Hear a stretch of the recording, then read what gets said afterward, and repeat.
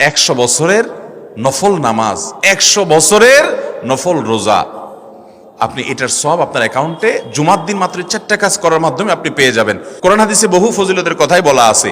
এত বিপুল পরিমাণে, এত অধিক পরিমাণে সওয়াবের কথা যে কারো বাসা থেকে অনেকের আছে যেতে 500 স্টেপ পড়বে। 500 স্টেপ পড়লে কতটুকু হয়? সামান্য একটু জায়গা যেতে 500 কদম হয়ে যায়। অনেকের বাসা থেকে যদি 500 কদম পড়ে 300 কদম হয়, তো সে এই 500 বছর নফল নামাজ, নফল রোজা, রাত ভর দিন ভর করার সওয়াব, কন্টিনিউয়াসলি করার সওয়াব মাত্র এই মসজিদে গেল আসলো, এই 4টা শর্ত পূরণ করে সেটা সওয়াবটা পেতে পারে।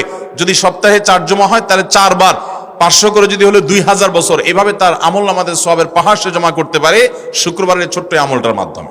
1 নম্বর গেছে বেশি বেশি দুরূদ পাঠ করা, 2 নম্বর হলো জুমার দিনে ফজর নামাজ জামাতের সাথে পুরুষরা পড়া, 3 নম্বর হলো সূরা কাহাফ পড়া, তেলাওয়াত করা, আর 4 নম্বর হলো এই 4 শর্ত পূরণ করে মসজিদে আগে আগে গিয়ে সুন্দর করে খুতবা শুনে চলে আসা। কোনো কথাবার্তা, খুতবা চলাকালীন সময় কোনো কথাবার্তা, অনর্থক কাজ